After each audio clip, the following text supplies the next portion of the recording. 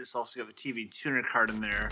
I don't pick up any television channels around here of any consequence. Ooh, no, I take that back. I do plan on using the TV tuner card. Yeah, so I'm a TV station now.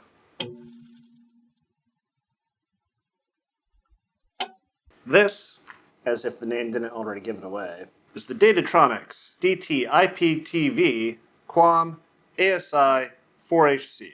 It's got some status lights on the front, something labeled ASI out. I guess I'll learn what that is. And if I spin it around to the back, we'll see what's actually going on with this thing.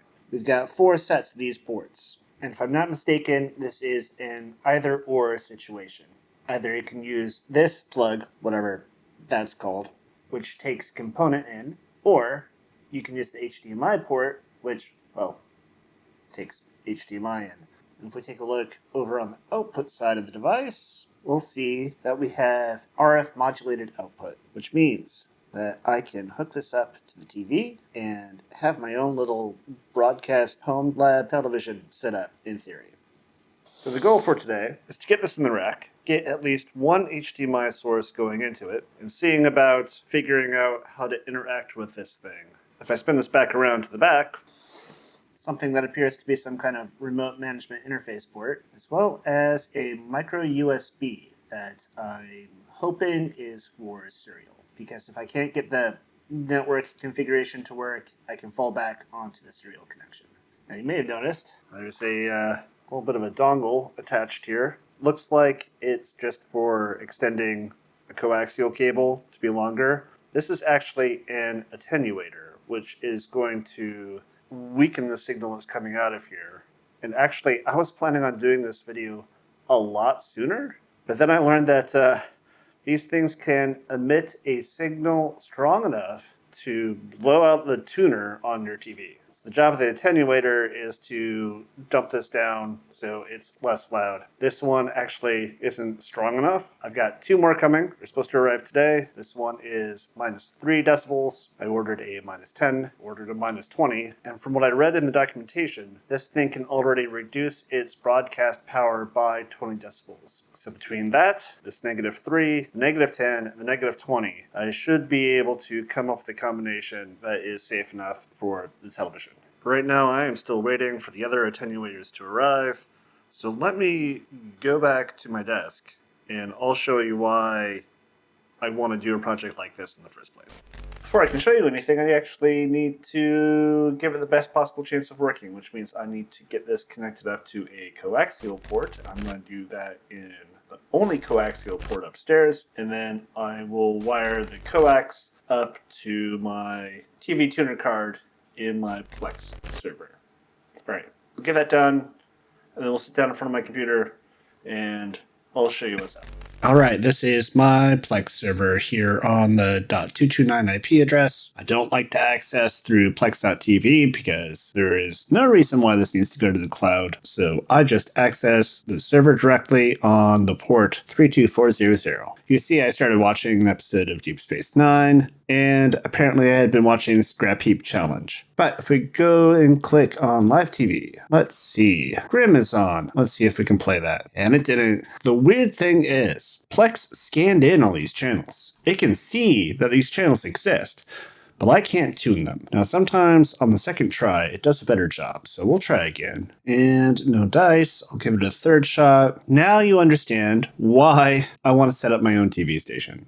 Because none of the TV stations that my antenna can even register, it knows these are here, it detects them, but I can't tune them. I think the channel that I've had the most luck with is ABC. Jeopardy, let's go. No dice. One more shot. Always try it twice is what I've learned. And still nothing. All right, now you understand part of my motivation about why I want to do this setup, because I can detect all the channels in my area, well, with a couple exceptions, but I can't actually tune them. And I want to be able to reliably turn on the TV, have something that I know I'm going to enjoy, and just leave it on in the background while I cook or build Legos or pull the server rack apart. I don't know. Going through menus and having to pick what I'm watching, and then 20 minutes later, I am picking what I'm watching next.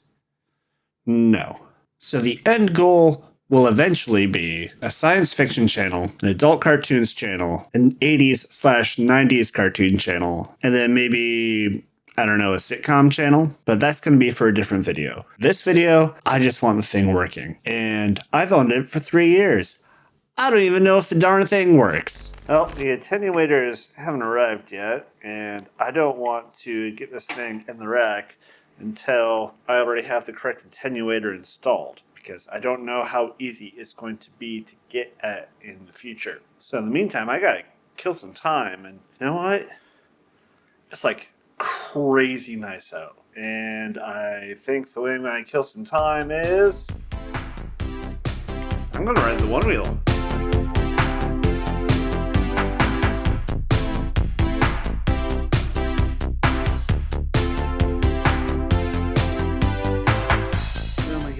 I need to do that more often.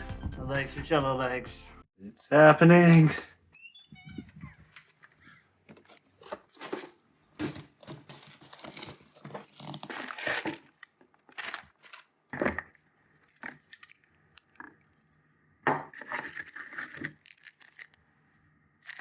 Good news. The attenuators have arrived. I got a little chaotic neutral with the box. And this, well, that's for a different video, so you'll just have to get subscribed and find out why I need this. Internet says to use the 20 decibel attenuator. I will trust the internet and start with this. Worst case scenario, if I can't pick up any channels off of this guy, I just dump down to the 10, maybe the 10 plus the 3. I'm going to get this guy installed. I'm going to get some coaxial thrown on all of this, and then I guess I'll get this in the rack. Actually, before I start putting anything in the rack, I should probably explain what's happening here. This is a 4-port HDMI switch. When my wife and I first moved into this house, we thought we were going to have a lot more media stuff connected to the TV than the number of HDMI ports for the TV. So I got this HDMI switch so that we could switch between the various things that we wanted to have connected to the TV. And me being me, I had the brilliant idea of, well, I'll get a patch panel with HDMI ports, and then I'll have this whole thing fully populated with HDMI. The idea being, for example, the media computer would have an HDMI out over here, and then I would loop that around over to one of these ports, which then be looped into the HDMI switch. So if I wanted to quick swap something, say from port 23 to whatever was in 10, I could unplug 23 from here, plug in 10, and then hit whatever button it aligned with here. None of that was ever put into use. I custom designed and 3D printed these ears for the HDMI switch. Never been put to work.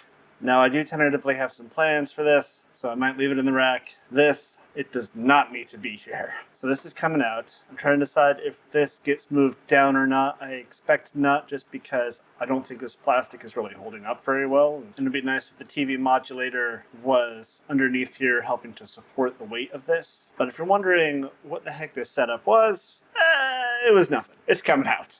Okay, I took a break, did some other things, but got it installed, and I gotta say, I am liking how it looks. And while I've got you with me, and while I've got the server rack kind of, sort of, partially pulled out of the wall, I might as well show you what's going on around back.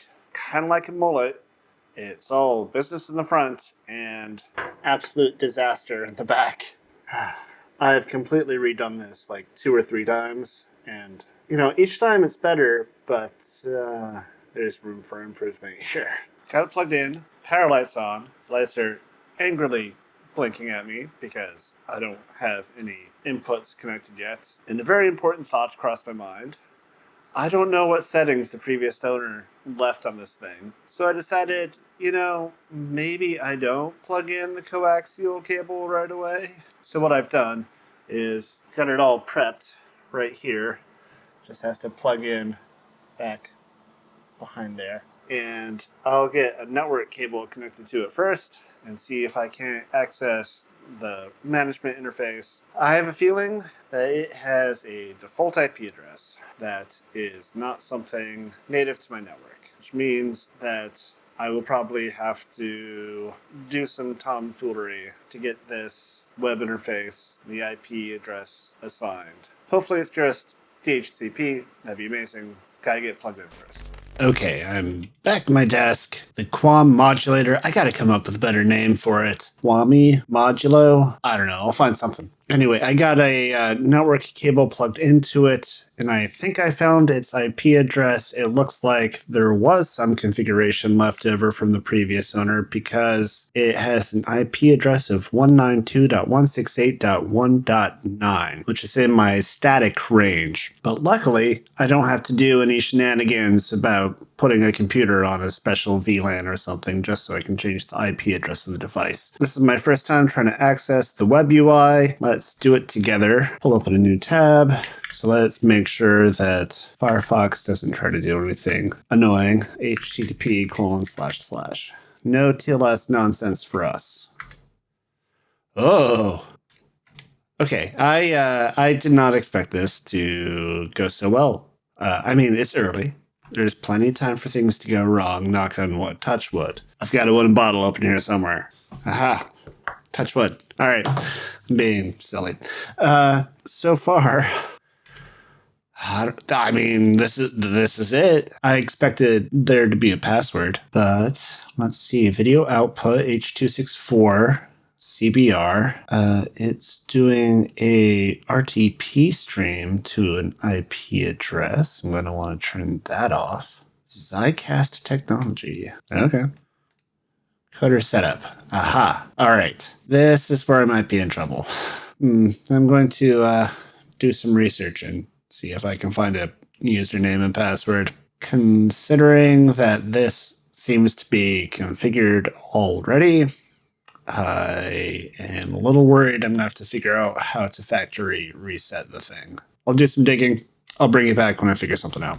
All right, so good news. I had made life easy on myself, and in my link warden instance in my Homelab, I had carefully saved off the PDF. I'm not sure why logo's gone, and it doesn't seem to remember the name of the file, and the file is definitely no longer cached. So I'm going to have to look into that, but one thing at a time. We have a URL here, so hopefully this URL is still good. Okay, I am going to just make a good guess and search this document for administration. Oh, hey, look at that. Default username admin, default password admin123. Now, how much do you want to bet that if I search this document for 192.168.1.9, I'm not going to find anything? It'd be an odd default IP address. I mean, hopefully that's it, but if that IP address is not in the document, then I've got my work cut out for me. So let's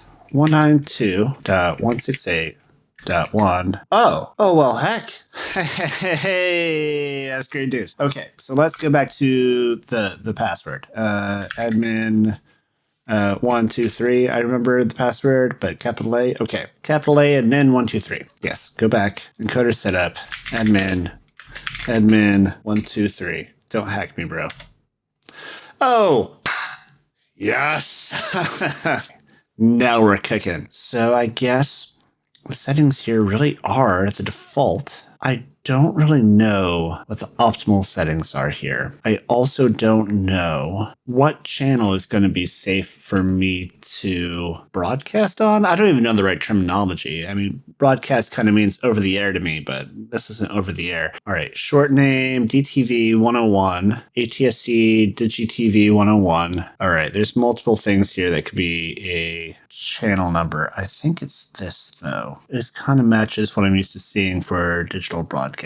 It would make sense that the average person using this device really only has one channel, and then they're using the sub-channels for broadcasting on. All right, there's a handy little edit button up here. I'm going to mess around with this. I'm going to do some research, and I'm going to try to settle on some settings that I think might make sense. All right, let's start by looking at Plex. Let's see what channels. Okay, all right. Hovering over them tell me the actual channel numbers. 21, 22, 23. Really, I just want to know if we've got anything. I think it was 102. I'm just going to start by looking for anything in the 100s. And the reason why I'm doing this is like I can't pick up any of these stations, but if circumstances change, if one of these channels starts broadcasting at a stronger frequency that I can actually pick up where I live, then I don't want my stuff to clobber what I can pick up. So I'm trying to avoid any numbering conflicts. But so far, nothing in the hundreds. Highest number is 49.4, still well below my 100. So next, I think I want to find an official list of stations that I should technically be able to pick up, just to double extra make sure that I'm not trying to clobber those numbers. All right, here we go. Yes.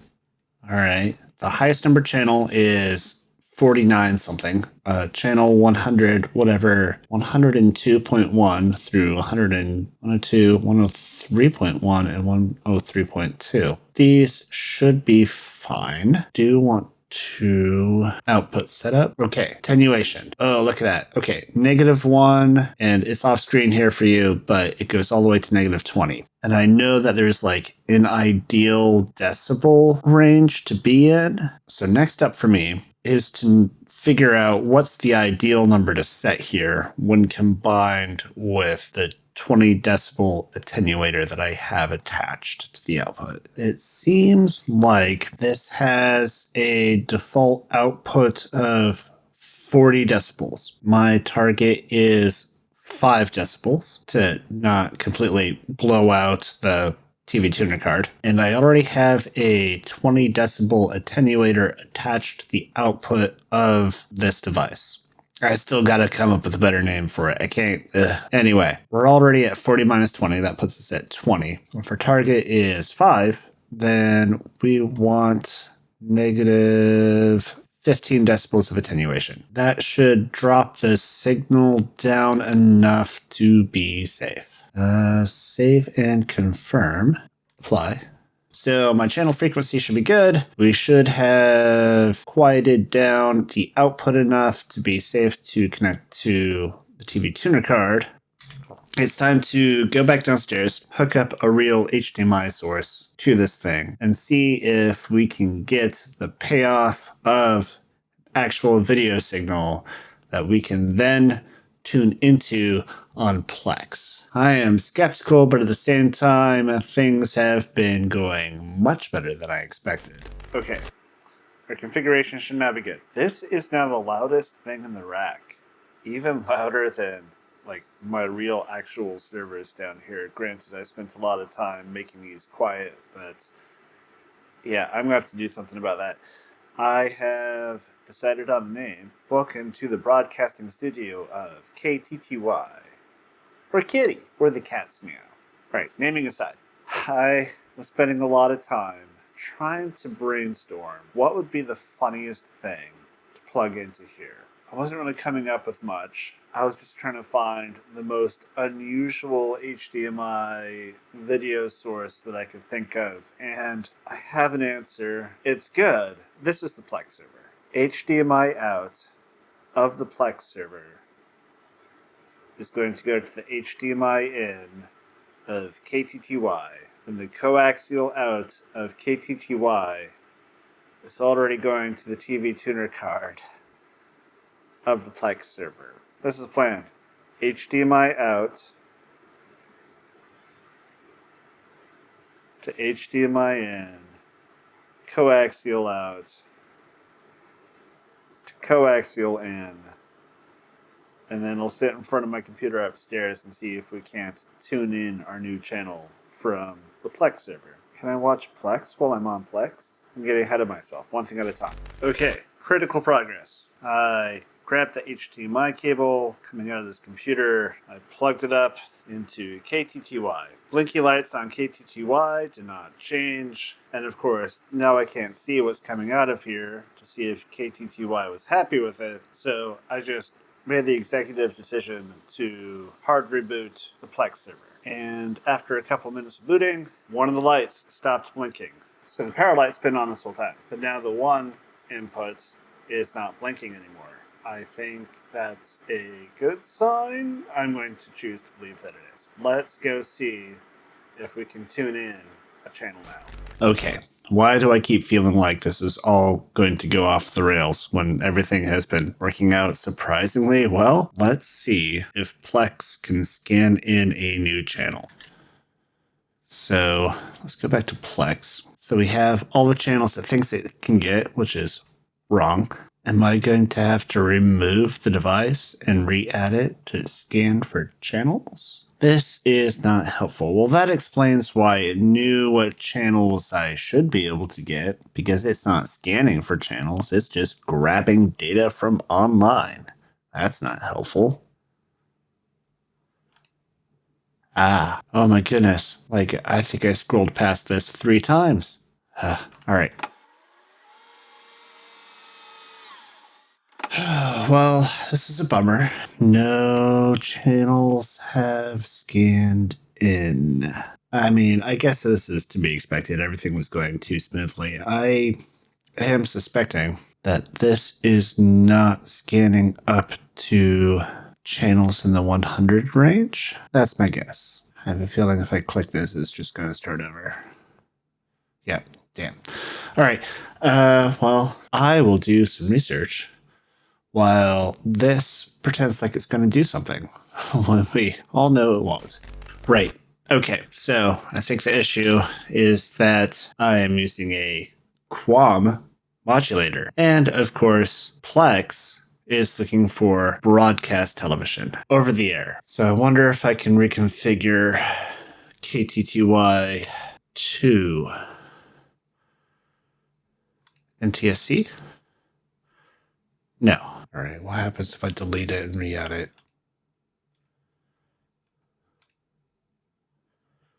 Okay, here we go. This is stupid. Why do I have to delete and re-add it? Okay, cable, United States. Next. All right, scan channels. And here's the issue. I checked broadcast TV channels. I did not check cable TV channels. So there is a good likelihood that channels that I picked are already occupied because they are low numbers. So the TV guide is going to be all wrong.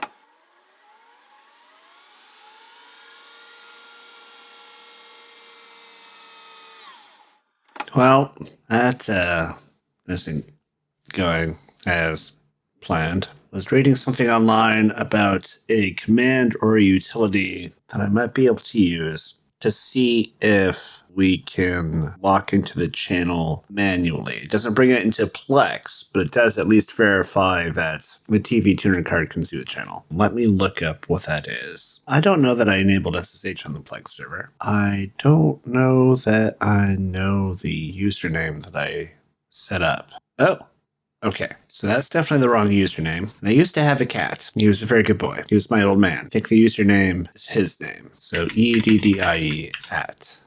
Oh, I even set up SSH keys. Look at me. Let's become root.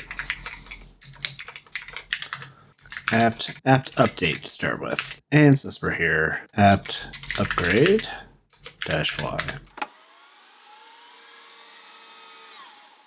Okay, updates are done, and it looks like the package for the command I want is called dvb-tools. So apt install dvb-tools-y.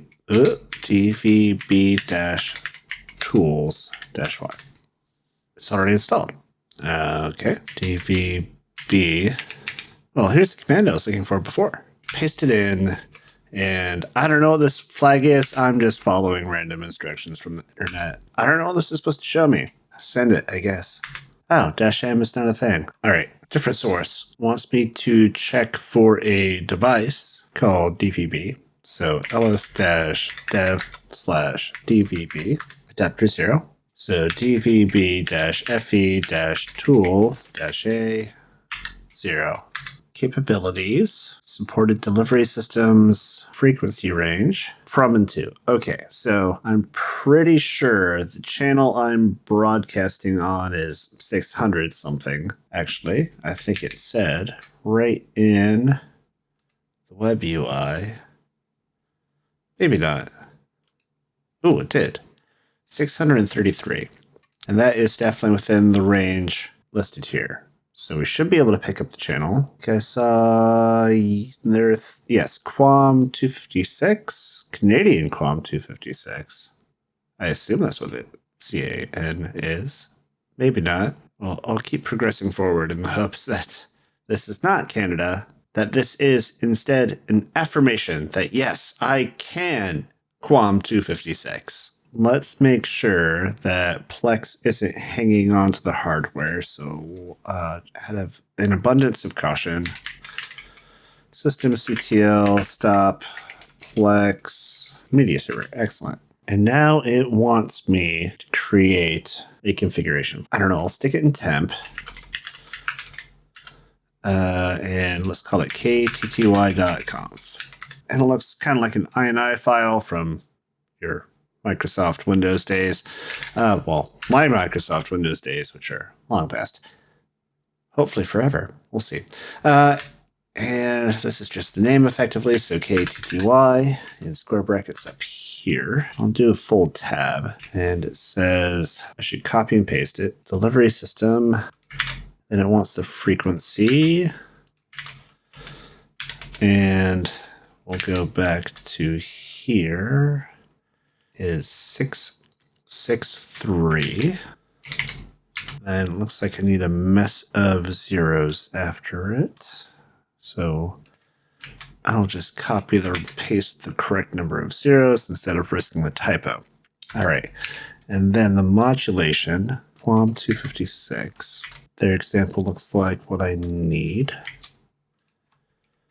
Then I'll save it. I'll exit. I'll copy the command, point it at our file.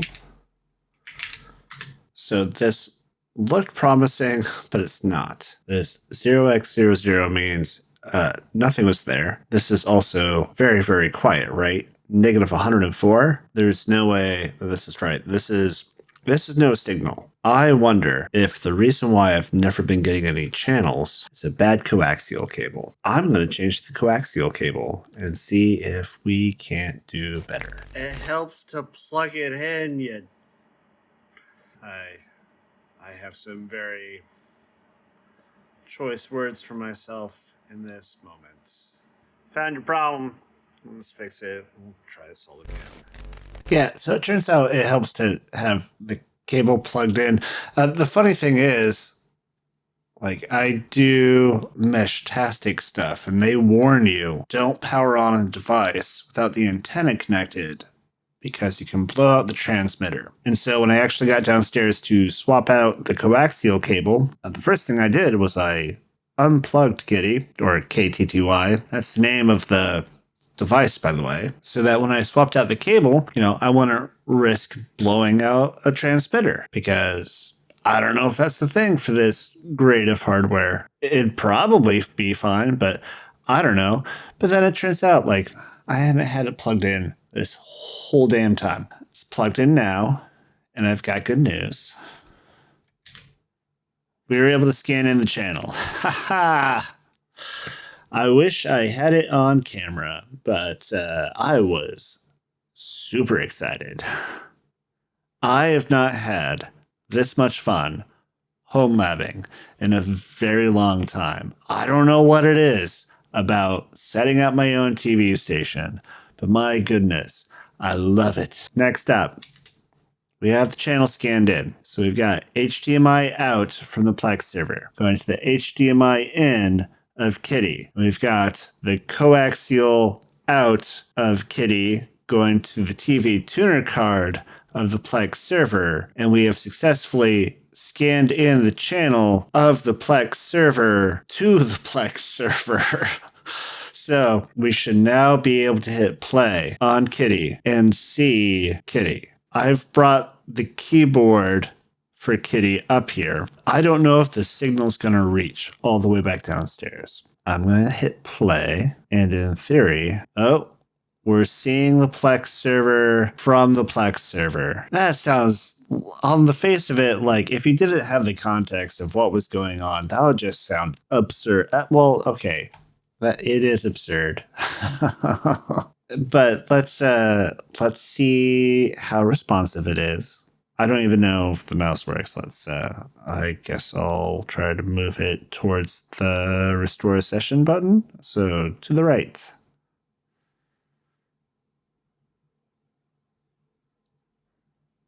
Nothing's happening. I guess maybe I'm too far away. Oh! Okay. And by dumb luck, I moved it exactly the right distance to the right to get to the restore session button. Okay. So I'm hoping I'm logged into Plex already. We're going to find out. I should be. This is the media server connected to the TV. So if Plex is not already signed in, then I'm going to be annoyed with myself because I'm not doing something right.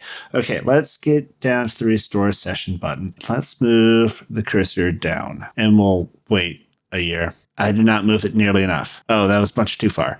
All right, we're almost there. A little bit more. It's either going to be not enough or just barely enough. I'm going to risk it. I'm going to move the cursor again. Oh! I freaking nailed it. Full send. Hopefully I already have Plex open. Oh no. Why did the cursor move down? What did I do? I don't think I clicked the button. Oh, okay. It's there. Click. Not touching it.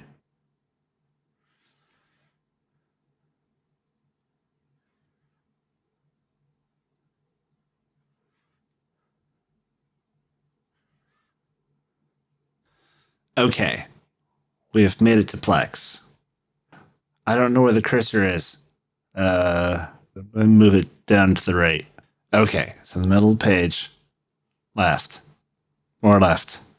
Too far left. Up. Baby up. Oh, we're cooking now. We're almost there. Baby right. Okay. We have live TV button. Click. Yes! All right. Now, to complete the full kitty transformation, we need to move the cursor to the right and a tiny bit down. I am going to full send it with a very strategic diagonal stroke, and I will nail it on the first try. This will be all talk and embarrassment. I don't think I moved it enough.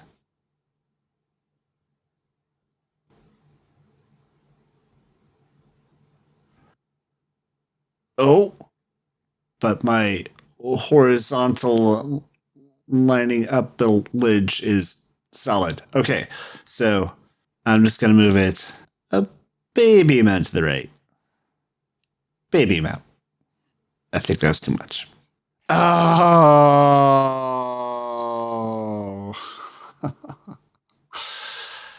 That was a lot too much. All right. Just a little to the left. Oh.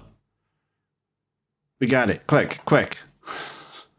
Waiting for a loading spinner. Maybe. Hopefully. Possibly.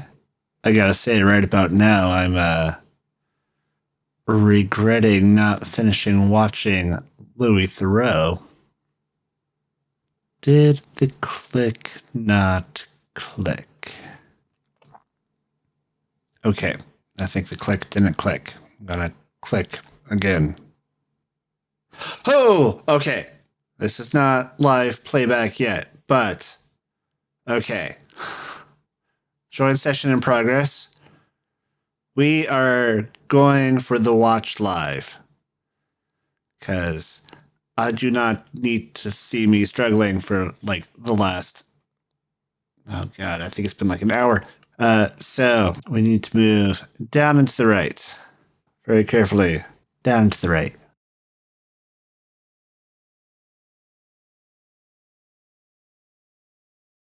Holy crap, I got her to one. Quick, before it changes, gets ruined, or something happens. Oh, it's loading. Wait, what? Oh, hey! All right, there's two taskbars. They're not taskbars in Pop OS. Come on, three.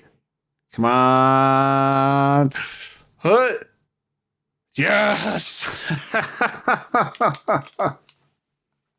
Oh, it's so stupid.